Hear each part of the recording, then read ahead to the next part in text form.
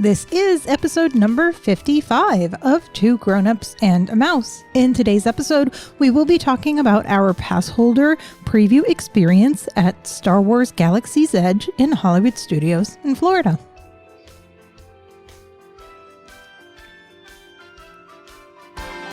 Everything Disney in and out of the house. Two grown-ups and a mouse.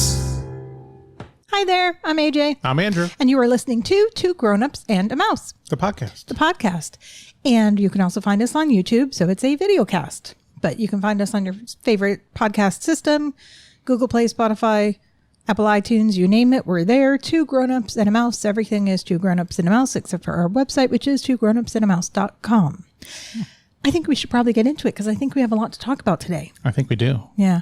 So most people probably know that Galaxy's Edge has already opened up in California, in Disneyland. Mm-hmm. However, in Florida, Galaxy's Edge is not yet open to the public. That's right. And there seem to have been 3 different previews. One for Hollywood Studios cast members, one for general cast members, and one for pass holders. Or not 3, at least 3. Yeah, I guess that's a better way to put it. There were a couple more because I read a story that there was a special VIP for certain Florida politicians, and there was another one for some sort of charity event. So right, so there've been a few. They've separated them this way. No one preview is going to be too busy. We ended up going to dinner on Saturday night at Disney Vero Beach, and the head chef there, who was very nice. I didn't catch her name, but she was very nice. We talked to her for a little bit. She went to the general cast member preview. Mm-hmm. So we went to a pass holder preview because since we do go very often, we did opt for a higher level pass. Right. And on or about July 25th, they did send out emails to Platinum, Platinum Plus, and Premier pass holders. So if you are a pass holder and you did not get an email, then you might want to look at your level, and that might explain why. Well, they probably just split them up. That is possible as well, because the email that I saw was for our level. So, right. And it said if you wanted to invite a guest, they had to be in your friends and family, and they also had to have that same level pass. Right. So we opted to go Sunday, August 18th, and we had a time slot of 3 p.m. till 7 p.m. However, they did let us in at 2:30. Yeah. I'm not sure what time they started letting people in. It seemed that there were a lot of people going ahead of us. So I am not making any promises. I'm just telling you what we saw. It's possible they were letting people in as early as like an hour earlier because they knew that people will probably line up at 3 o'clock and, right. They wanted to make sure to get everyone through. So like I said, they let us in at 2:30. Mm-hmm. Oga's Cantina, the bar. Yep. It was open. It was. We did not get to experience that. No. That is something that they said you really needed advanced reservations for, though we did see a line outside. There was a line outside. And actually, I think our Fast Pass allowed for it, but we just didn't want to wait either. So, because it was not a short line. Right. But we actually have reservations. Yeah, we do for an upcoming trip. Right. So we decided instead of spending our time waiting online just to go into a bar, that we would save that for a future visit. So we did not get to experience Oga's, but I'm sure that it's really nifty. Who did I talk to? I think it was one of the cast members we were talking to said that it looks just like the bar in the original movie. Right. So that's really exciting. I'm looking forward to that. Mm-hmm. They also had Savi's workshop, the hand-built lightsabers. Yep. And that also needed advanced reservations. Yeah, we tried to get into that, but it was basically, we had to come back in 30 minutes to an hour just to find out if we could get into a waiting list. So we decided not to wait for that. Yeah, not to find out if we could get in, to find out if we could get added to the list, because they weren't adding any more people at that time because it was so backed up. That's right. And basically the way they handled that, if we understood it correctly, was you could register, let's say, a party of 4 that wanted to go in there. Mm-hmm. However, at least one of that party of 4 had to build a lightsaber. Right. And then once you didn't have to pay at that moment, but when you went back to Savi to check in, you had to pay up front. Right. If you look online, you can find out, because they actually do kind of a theater-ish experience with building a lightsaber because it's themed as a junkyard or a junk shop where you happen to build a lightsaber.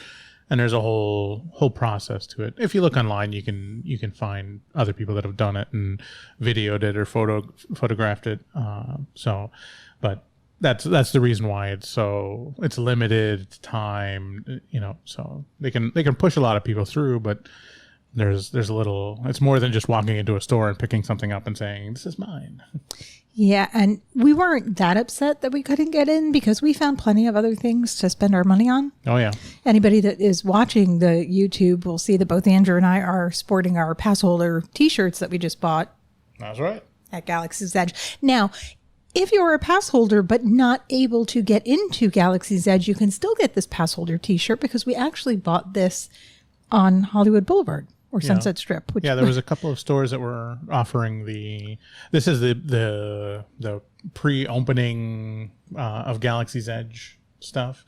Or as the cast member said, that all these things all say Galaxy's Edge on it, and then like the date, this is basically fall or something. Yeah, it says opening 2019. And then, but all the stuff that you buy in Galaxy's Edge is all themed towards Galaxy's Edge. Right. So it doesn't actually say Galaxy's Edge on it. Right. It says the name of the store, the name of the planet, the name of the area, the name of the whatever, but it didn't say Galaxy's Edge. But again, we did not buy these shirts we're wearing inside of Galaxy's Edge. We did buy them the same day. We did buy them inside Hollywood Studios, but you don't worry if you don't get to go to a preview, or if you get there and it's really busy and you can't get into that section of the park. They still have plenty of merchandise available. And actually the way we saw it was we were walking down the street and we saw a cast member holding a sign that said event merchandise. Right. We kind of had a feeling that that's what it would be, but we still went over to her and said, "What event merchandise? What event's going on?" And she's like, "Oh, it's Galaxy's Edge." "Oh, okay. We're going to that." We have the preview, and that's when she explained to us, well, this merchandise says Galaxy's Edge, that merchandise doesn't. Right. So again, you can get this. You can also purchase, they were selling pass holder magic bands. Yep. Limited edition pass holder magic bands and limited edition magic bands if you were not a pass holder. Right. Excuse me. So you can still get Galaxy's Edge magic bands. And there was some pins. Right. They had other shirts. Pass holder pins, regular pins, lots of shirts. I think they had a couple of hats. Yeah, hats. At that store. Maybe a jacket or two, but yeah, they had quite a bit of merchandise. So yeah, and I know inside of Galaxy's Edge they had bags. There was a red bag that I really liked, but I have a lot of bags, so I didn't need it and I didn't purchase it. But I might have a picture of it somewhere. Right. Droid Depot was open. Do you know how much those were? They're $99.99. We forgot to go into that store. Was there a long line? And there was a long line in that store. There, basically, because we went on a Sunday in the afternoon, there was basically a line for everything. Yes and no. Some things had longer lines than others. Right. Well, yeah, all the specialty stuff had basically a long line. It was probably, a 30 or 40 minute line to get into Droid Depot, which is it's similar-ish to the lightsaber thing. You go in, you can build your own droid. It's $99 to start, and then if there's little extras you can buy. I was showing you the pictures of, you can buy different decal sets or different panels or different personality chips for. So it's like buying a car. You can do add-ons. You get your droid for $99.99, and then you do the add-ons and you get more. That's pretty much it. Nice. Or it'll change the look of your droid. So for a little bit extra, you can kind of sort of have two droids. With one. Doc Ondor's Den of Antiquities. Mm-hmm. That also had a line, but wasn't that the store that you buy the stuff for the droids, or you buy the stuff for the lightsabers?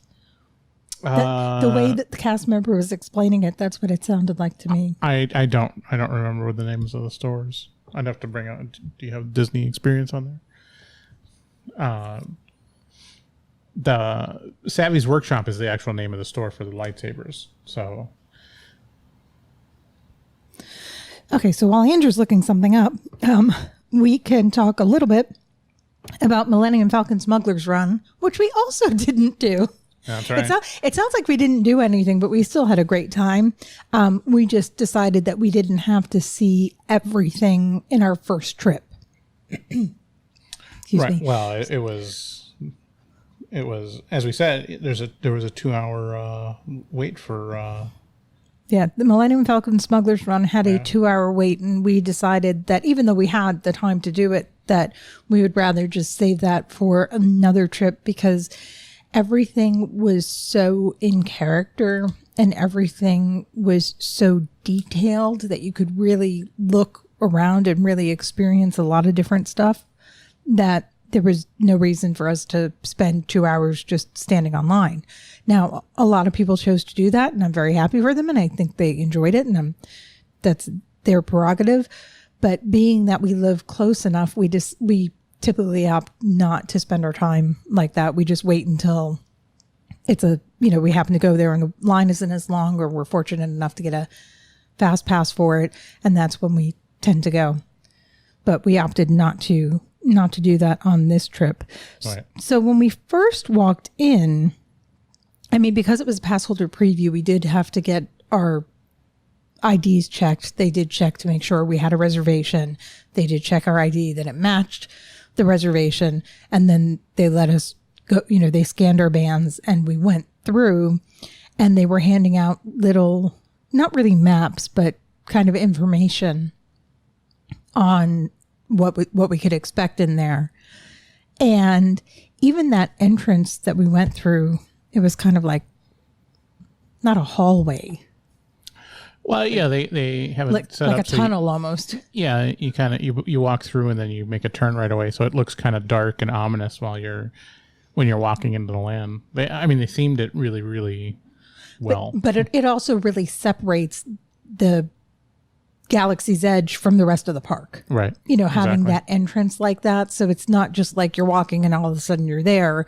They kind of did that on purpose, so you can't really see into it until you go in there. Right. So you're walking and then, wow, you're in the middle of Star Wars. Oh, yeah. Yeah. No, And there were 2 kiosks when we first walked in. So when we first walked in there, I was thinking to myself, is this going to be like Toy Story Land? Because Toy Story Land does not have any stores. well, when you first well, I guess we should go back. There's actually 2 entrances into Galaxy's Edge. There's one in Toy Story Land. There's the one that's on the other side of the park. The one in Toy Story Land is currently closed because it's a preview and because they're limiting how people can go in. And honestly, I anticipate that entrance is going to be closed for a while. Perhaps. Because they're probably going to want to keep people coming through the front. It'll help manage how many people are going inside of there because it can get congested as big as it is. And it is a pretty big area. Oh, yeah. Yeah. But actually, before you get to those 2 kiosks, you actually walk past the entrance to the new ride that isn't open yet, which is the Rise of the Resistance, which isn't going to open until December of this year. So yes, that's why it seemed a little bit emptier. Maybe that's why they put the kiosks over there. Right. But actually, Star Wars Land, Galaxy's Edge, is the opposite of Toy Story Land. Toy Story Land just has kiosks. right. Galaxy's Edge has lots and lots and lots and lots of shopping. Yeah, there's quite a bit of shopping in there. There is a lot of shopping. But the 2 kiosks had some shirts. They have really cool fans that were very themed. We didn't purchase. It was one of the fans with the water bottle at the bottom, wasn't it? Yep. We didn't purchase one of those, but I kind of regret that because it was kind of cool. Might get that next time. They had pins, shirts, pins, hats at these kiosks, which is why when those were the first things selling merchandise that we saw, I was thinking, this is where they're selling all the merchandise. Right. I had no idea. We walked in further and they had the soda kiosk. And for anyone that's watching, I do have the bottles in front of me of the Diet Coke, Coke, and Sprite. They are 13-ounce bottles. They are round and they don't fit very well into a water bottle or drink holder. No, not at all. But they are shaped like a thermal detonator. And If you say so. And they did a deal with Coca-Cola because it's obviously not English. No, not on the front. And even the fonts are Star Wars fonts. So, but yeah, 13.5 ounces. Yeah, so they're not as big as the other sodas that you can buy, and they are a lot more expensive than the other sodas that you can buy. They are $6 each. That's right. Then again, how much are those sodas now at Disney? $4.50? Yeah, 450. Or 475. But you get a 16 ounce. 16-ounce bottle. So Right. And these are 13.5 ounces. Yeah. But they make for a great souvenir. We bought them.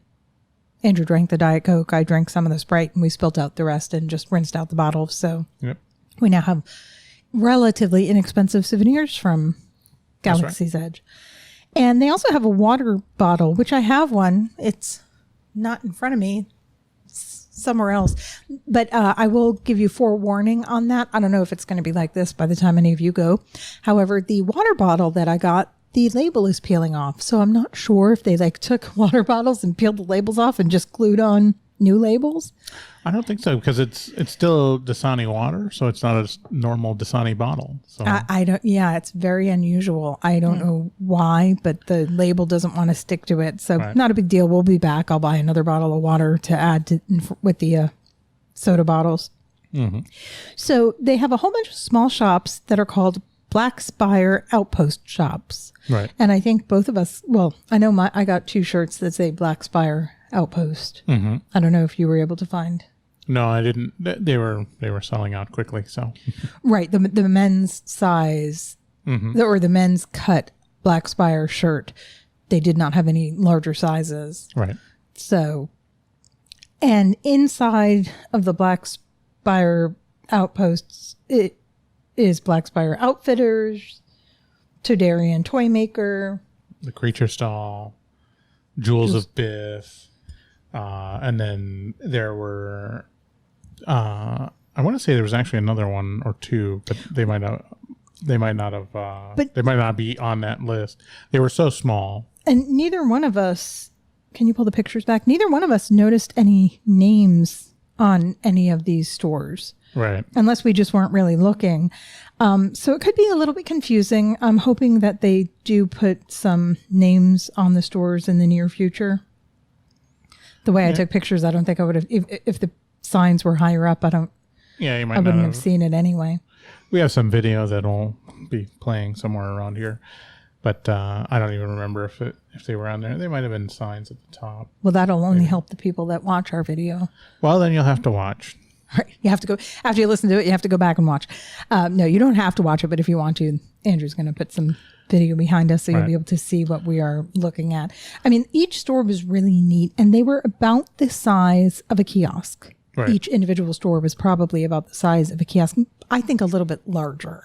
There were a couple small ones and a couple little bit bigger ones. So, the small ones are probably the size of a kiosk. The bigger ones are maybe 2 kiosks, 3 kiosks, but they're not actually stores that you would walk in and go around. The Black Spire Outfitters, that one has, if you wanted Disney bound, that was the one with the long jackets and the long shirts, that as opposed to like the t-shirts that Andrew and I are wearing that say Star Wars Galaxy's Edge. Right. These were more if you want to dress like Rey, or you want to dress like Finn, or you want to dress like you live on Batuu, then you would want to go to this store because it had that high-end, high-quality, really themed character type costuming. Yep. And that was really neat because it was funny. I was taking pictures and the gentleman's like, if I'm in your way, just tell me. I'm like, no, it's okay. I got everything I needed. Right. I got some good pictures of that store. But they did have a lot of toy stores. Yep. I mean, it was Porgs and every creature from the Star Wars galaxy you can name. Yep. They had them. Well, not every.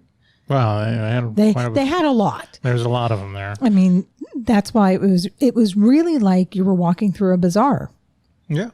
It was like you went in there and it was just store after store after store. But again, it was little store after little store after little store. It wasn't. That's the theming. Yeah. So it really did, you really did feel like you were in the midst of it. Mm-hmm. And at the end, if you walked in from the one side and you walk through those stores, in the middle of it was a popcorn station. Yep. I think that's the Katsakar's kettle. Yeah, I'm pretty sure that's the popcorn station. It is. They did have popcorn buckets. Yep. Which vehicle was it? It's just one of the little droids that runs around in the Death Star that you can see. Oh, is that what it was? Yeah. And it's funny because it's a very small popcorn bucket. we saw a woman and she let us kind of examine hers, but they put a bag inside of it that can stick up so that you get more popcorn than what the actual popcorn container holds, because they put the popcorn in a bag. And they don't sell the regular popcorn. It has it's like a spiced. Yeah, it's a kind of a kettle corn flavored. Yeah, it's like a flavored themed one. So if you like popcorn, especially if you like flavored popcorn, that's definitely something to look forward to. And Ronto Roosters was counter service, but Roasters. Oh, sorry. I don't know how to spell or read. Actually, I spelled it properly. I spelled it in my notes properly. I don't know how to read. Ronto Roasters was very themed because they had little animals roasting, creatures roasting outside of there on a rotisserie. And the rotisserie was moving, so it looked like they were really cooking it right in front of you. But I didn't notice a lot of seating in that area. No, it was kind of it was smallish, but it's more of a kind of a grab and go kind of thing. There's really only going to be a few entrees. You know, there's a Ronto wrap, which is pork sausage, some sauces, and inside of a pita, and then some jerkies, and then just some regular fountain beverages. So it's not going to really be a big thing. So yeah, they don't have a lot of options there. Right. But we went to Docking Bay 7 Food and Cargo, and that actually had a pretty extensive menu for a quick service, because I noticed like a fruit plate. They had, well, for alcohol, they just had 2 beverages because you and I opted to try them. One was a beer. Yeah. And one was a mixed drink. So we had just eaten prior to going into Galaxy's Edge. So we went ahead. We wanted to go inside of the restaurant to see it. So we went in and just ordered drinks just so that, we weren't wasting anyone's time. Right. And it was good because we got a chance to kind of look through our pictures and sit down and, reorganize ourselves while we were in there. And that had ample seating. Oh, yeah. That had a lot of seating. The whole restaurant was very themed, not just, for example, earlier in the day we ate at Pizza Rizzo's. And, that's like an Italian theme. So it's basically just looks like a restaurant with a couple of pictures on the walls, regular tables, regular chairs, regular everything.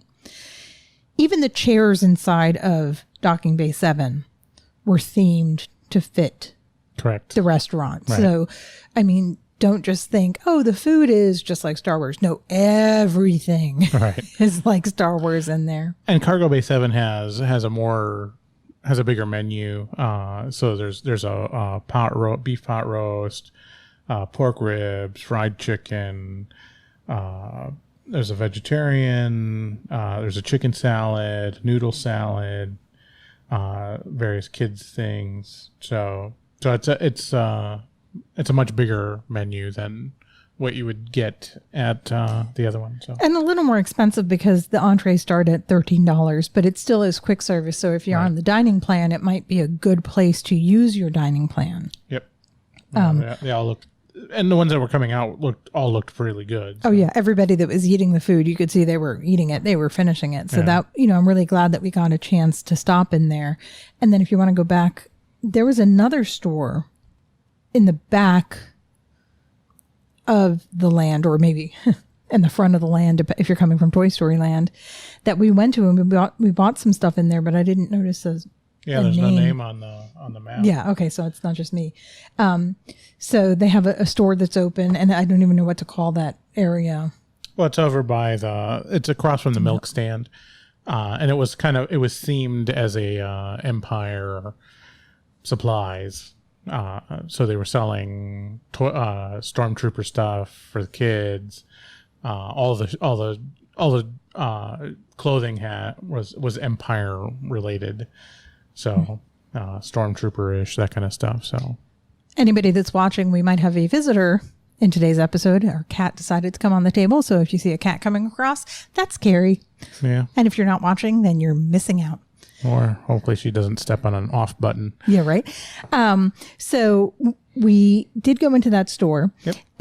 In general, Galaxy's Edge has a lot of visual accuracy. The vehicles are not only visually appealing, but they added a lot of sound effects to things. So you really feel like you're in the middle of Badoo. Yep. The cast members all stayed in character, and they wouldn't say $10.60. I'm not going to repeat how they said it, Right. but they're not going to tell you, oh, it costs $10.60. They're going to word it in another way. You're going to know how much it is, but they're not going to word it that way. Right. There were lots of roaming characters. Yep. We saw Rey, Finn, Chewie, Kylo Ren, some captains, some stormtroopers, and they will get interactive with the guests. Yep. Which is really nice that, you could have fun with them. And other than Chewie, because he's in a costume, he has a another cast member as a handler. But the other characters, as they're walking by, you can ask them to take a picture with you, or well, probably not with stormtroopers, but no, I did. For Ray was walking by, I said, "Oh, can you take a picture?" And you were actually videoing, and you're like, "Well, I'm videoing." So I said to her, I made a comment. I don't know if it'll come up in the audio, if you'll be able to hear her response to me, but she was very good, very in character, and that was really nice. Yep. And also, there are lots of PhotoPass opportunities there. I mean, of course, there's lots of places to take pictures because it is so visually appealing. That's right. But they did have, basically every PhotoPass stop had 2 PhotoPass photographers. Pretty much all the really popular ones. So in front of the Millennium Falcon, there's like 2 or 3 PhotoPass stops in front of the Millennium Falcon from different angles. Right. I probably walked into a bunch of photos, so if I did, I apologize. Yeah, you don't even realize it because they weren't like blocking the way or anything. I mean, it was they were prepared for that very well. I mean, the only thing that they didn't seem too prepared for were the lightsabers, because the cast members that were handling it weren't really told, this is what you need to do. Yeah. If they have a reservation, you're good. If they don't have a reservation, this is how you're going to handle it. Well, and it wasn't the cast members' fault. It was just a training issue. But I think that's why they do the previews. Yeah, soft openings. That's to work out the bugs. Yeah, so I'm sure that by the time a lot of people get there, that the kink will be worked out. And they were all very pleasant. It wasn't a problem. It wasn't an issue. So we're really excited to go back so that we can ride the Millennium Falcon Smuggler's Run, so that we can go into August Cantina, so that we can experience the things that we didn't experience this time. There's plenty to look at.